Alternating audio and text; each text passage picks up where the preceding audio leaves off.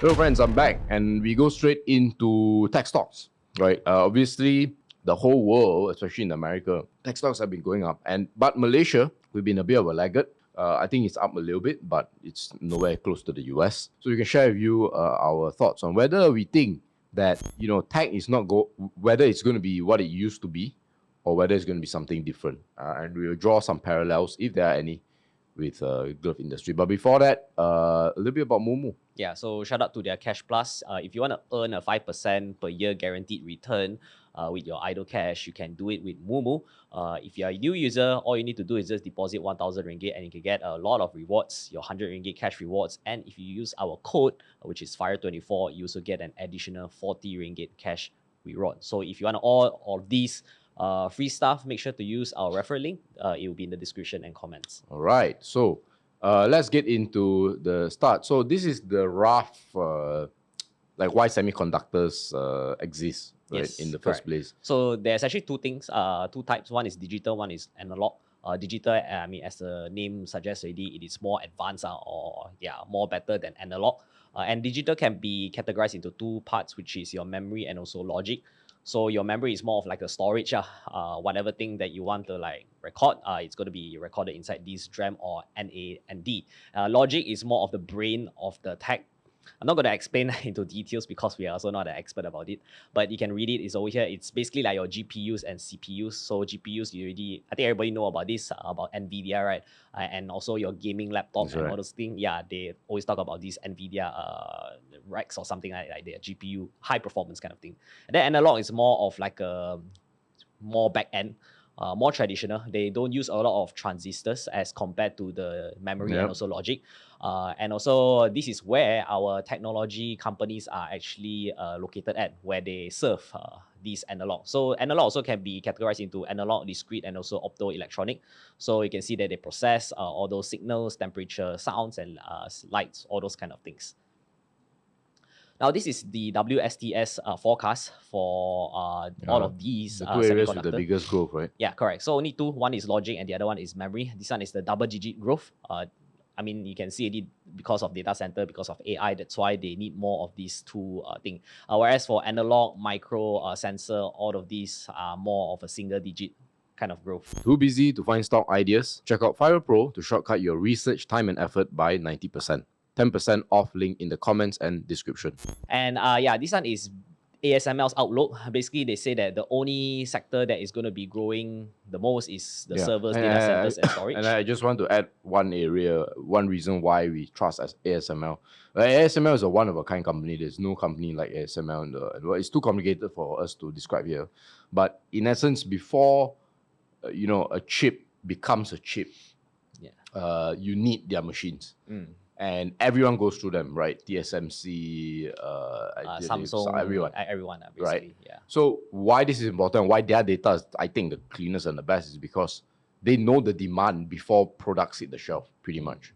Or in this case, servers or data centers. Yeah. So they'll know what the usage is for, and from there they'll get the most raw data. And you can see here, although some industries like industrial, electronics, automotive, still a pretty healthy 7 to 9% growth. But the big outlier would be servers, data centers, and storage. Yeah, correct. And also notice your smartphone or personal computer and also consumer, that one is at very low. And that's also where we are at, other than automotive, which is the one that is driving the most growth. And you can see this is some of the companies that it is related to the server and data center, not directly, but some of them are like distribution. Actually, technically, most of them are distribution rather than just directly involved in the server and also AI. But if you're interested in what companies are they, you can pause and just have a look. It's very tiny. So please do take your time and see which company is in there. Yeah, so a few names that also is included there is NationGate and also SNS Network. So once the news like pop up, they say that they are manufacturing some of these AI server. The market kind of like it. NationGate is up 137%. SNS, at one point it was up also double 127%, but now it came down after there's no more like AI kind of like a bullish outlook for them. Right. Okay, so those are the growth. So far it looks very good, but the reality is we are still in a down cycle. We are kind of like rebounding back from the bottom.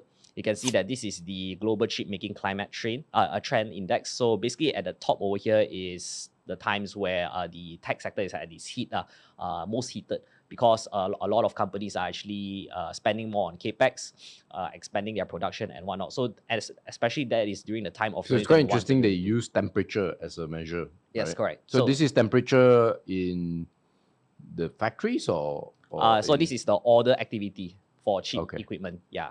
So during this time is when the supply chain issue is happening, and also so during COVID. So it's at the max, and there's like shortage. And then after everything start to ease, then that's where the we can see happens. at least. I mean, we've said it many times. There's always like 2 years of upcycle and 2 years of down cycle. So I guess the down cycle is ending. You can say? Correct. Correct. It's slowly recovering.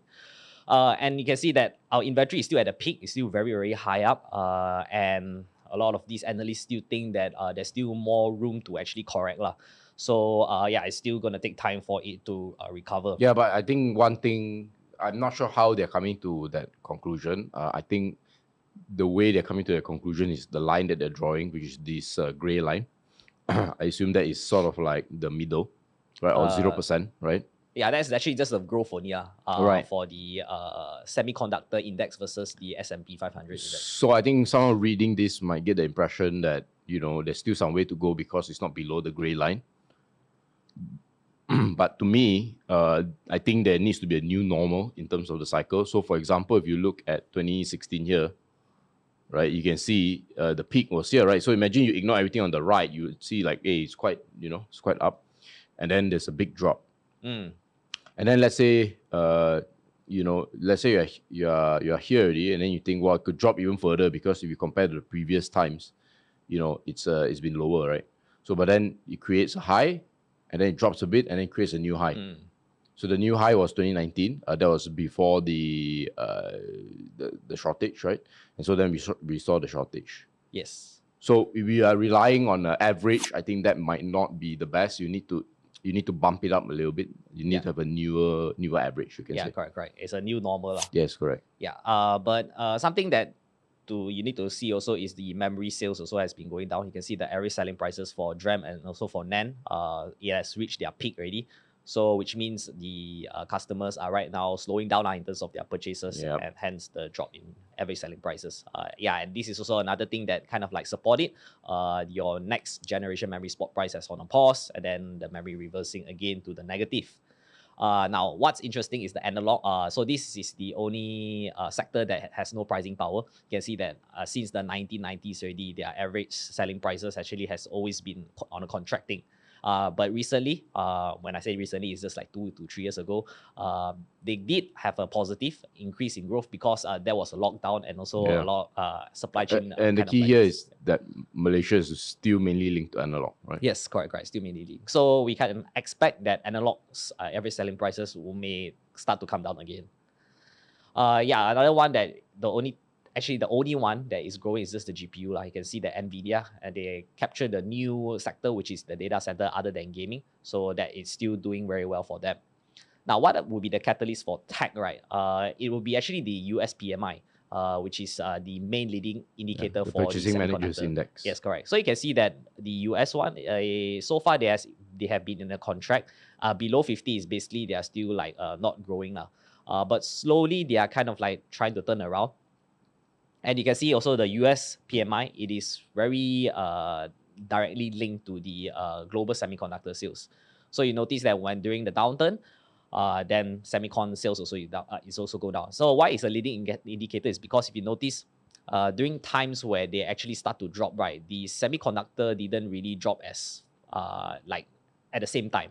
So when you notice that, let's say the PMI start to like rebound a little bit, then that's it. Maybe you can see that maybe the semiconductor sales. It's hard to see here, but because it's very compressed, the chart, right? Because 2001 to it's 22 years here. Yes. Or more actually. Yes. But if you notice the two colored lines, one is a bit ahead of the other. Yes. So that's what John is trying to say when he says leading indicator. So what is leading is the orange line. Yes, correct. So you can one of also another example is just the 2021. You can see the orange line start to dip a lot already, but you can see that the blue line is still like at a peak. So yeah, that's why it's and there's a link, right? So there's PMI and then the sales, and whatever is in between is the share price. Yes, The correct. share price will usually move before the sales. Yes.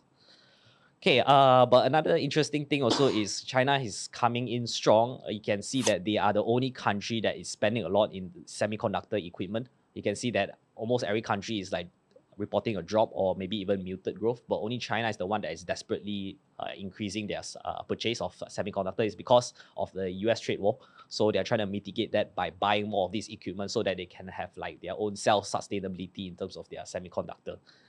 So you can see that this is Chinese TSMC, which is your SMIC. So they has been spending a lot in terms of the DUV, which is buying the equipment from ASML. So you can see that their purchase for CapEx is actually more than their sales as compared to TSMC, GFC, and also Samsung. But of course, I think the difference is they want to catch up. That's one. The same things, their demand is definitely a lot bigger.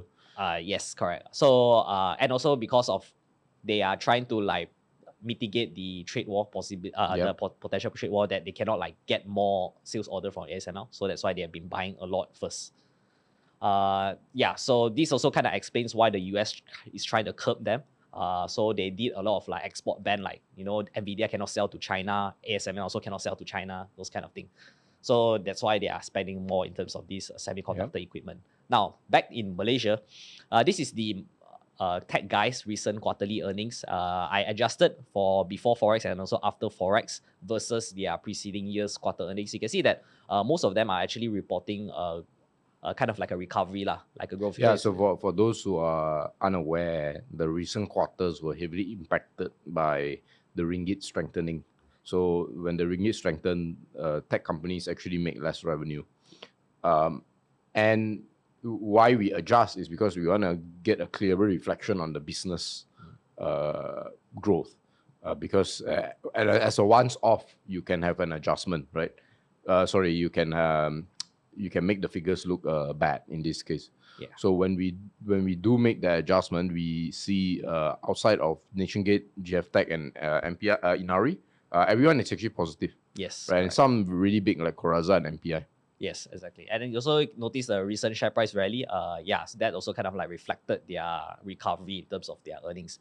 But one thing also is interesting is Inari is still reporting dropping in terms of earnings. Probably it's because of their products or services is still not catching up to the latest advanced packaging. Too busy to find stock ideas? Check out Fiverr Pro to shortcut your research time and effort by 90%. 10% off link in the comments and description. So this is Inari's gross margin versus MCore and also ASE Tech. Or is it just MCore? Sorry, ASE also. This is the ASE's code 3711. So you can see that Inari's gross margin and also net margin is actually the highest. They're the highest. Yeah. So later we're going to be explaining why they are the highest. And if you notice, the two largest OSAT in the world, they are actually the lowest in terms of gross margin and also net margin. So yeah, keep in mind these figures. And also if you notice the valuation, Inari's one is the highest, 32 times, whereas the other two, the largest OSAT players are 15 to 16 times earnings. So this kind of like conclude is the R&D spending.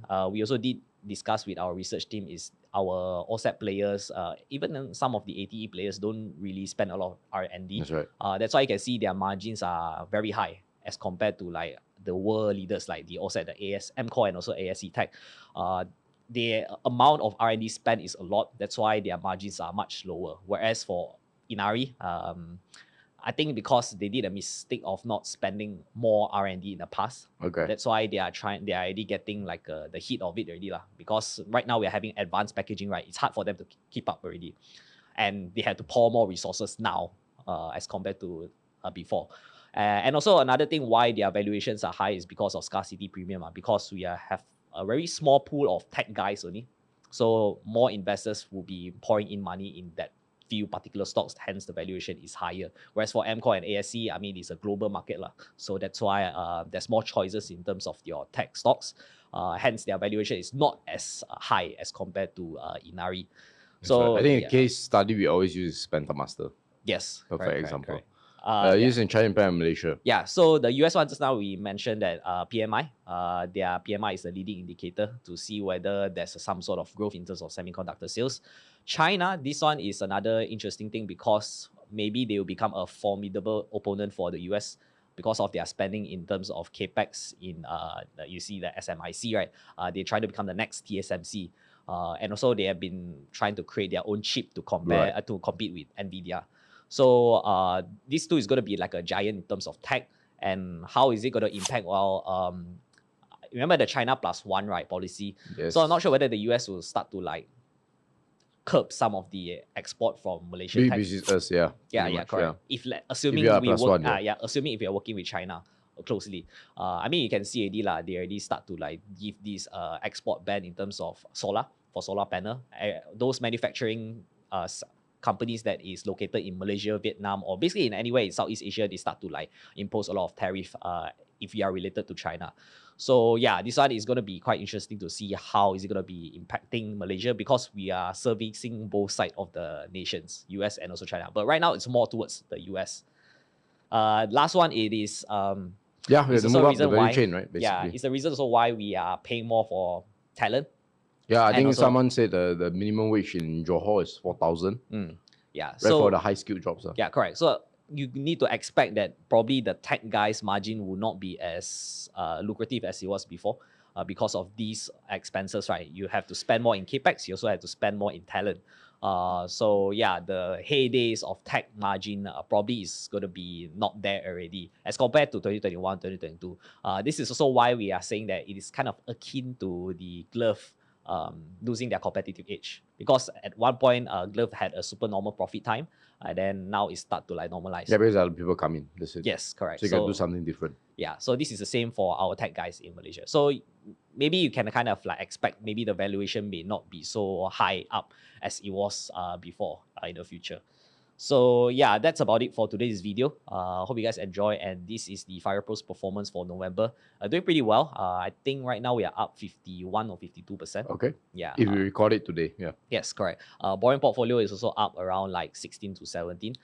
If I'm not mistaken, right now about 55-60% of our these companies in the portfolio are positive. Yes. Reported here, but I think if we were to calculate now, the number will be a bit higher, right? Yeah, probably possibly. 70-80%. Yeah, so if you want to know how we do our write-ups, how we analyze companies, we also do a lot of, I think some of the names inside FirePro also is related to tech.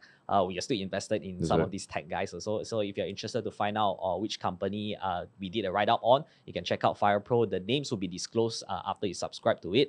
And if you want to know how we do risk management, how we analyze management, how do we like find out these stocks? We also have this screener inside FirePro. Is a new one. You guys didn't know. It's also inside FirePro as well. And a lot of these companies have information that's hard to get, especially from management, briefings, slides, and all that. If you want to get access to that, FirePro is the program for you. Yeah. And if you want to know more about it, you don't want to subscribe, you want to get a taste and see how we write, we have a free sample for you. The links will be in the description and comments below. And with that said, see you next week.